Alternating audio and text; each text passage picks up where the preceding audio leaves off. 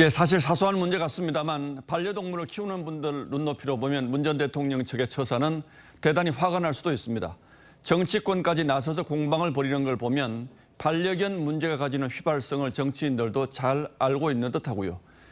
결론을 먼저 말씀드리면 풍산개는 죄가 없다는 거죠. 그렇다면 누구의 잘못인지 따져보겠습니다.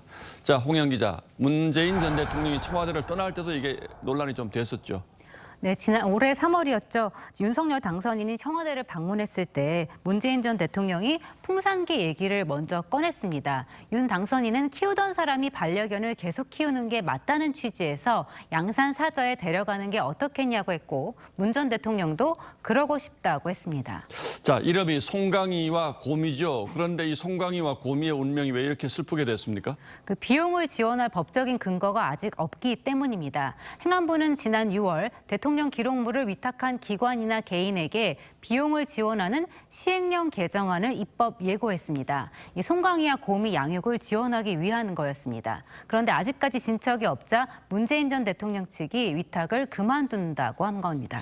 문 전 대통령 측은 결국 앞으로도 시행령 개정이 안 될 거다 이렇게 판단을 했나 보죠? 네, 사실상 대통령실이 반대하고 있다고 주장했습니다. 대통령실이 풍산개 관리 위탁에 부정적인 것 같다면서 쿨하게 처리하면 그만이라고 했는데요. 정부 측이 싫다면 언제든지 위탁을 관두면 그만이라는 겁니다. 그동안 가족처럼 키웠는데 비용 지원 문제로 쿨하게 돌려보내기로 했다. 이 말이 좀 매정하게 들리긴 합니다. 지금 대통령실에서 시행령 개정에 반대하는 건 맞습니까? 대통령실은 그 시행안 개정 절차를 밟고 있는 중이었다고 주장했습니다. 다만 이 비용 세부 내역을 두고 관련 부처 안팎에서 이견이 나온 걸로 보입니다. 대통령 기록관이 추산한 비용을 보면 매달 240만 원 가운데 이 사육사 인건비가 200만 원에 가까운데요. 예. 이 인건비까지 예산으로 지원하는 게 국민 눈높이에 맞느냐. 이 사저에 비서관 3명에 운전기사 1명이 있는데 굳이 인건비가 필요하느냐는 반대 의견이 있었던 걸로 알려졌습니다. 예, 비용의 세부 내역을 두고는 좀 논란이 있을 것 같기도 합니다. 그런데 문재인 대통령보다 더 예전에도 북한이 풍산개를 보낸 적이 있잖아요. 그때는 어떻게 했습니까?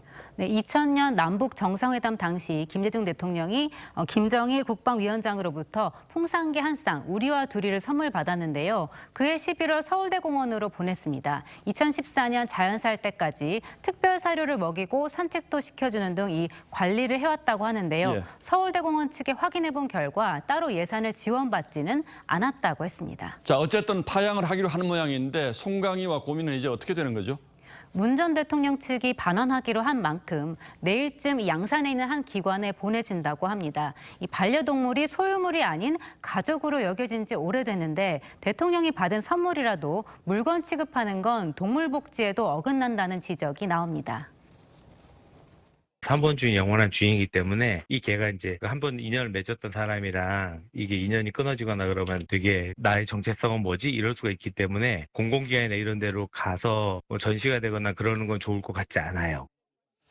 예, 뭐 정치적 견해에 따라서 생각이 다를 수 있고 또 반려동물 키우는 분과 그렇지 않은 분들의 생각이 많이 다를 수는 있습니다만 곰이와 송강이를 위해서 문 전 대통령께서 계속 좀 키워주십사 하는 부탁을 개인적으로 드려봅니다. 예, 홍영 기자 잘 들었습니다.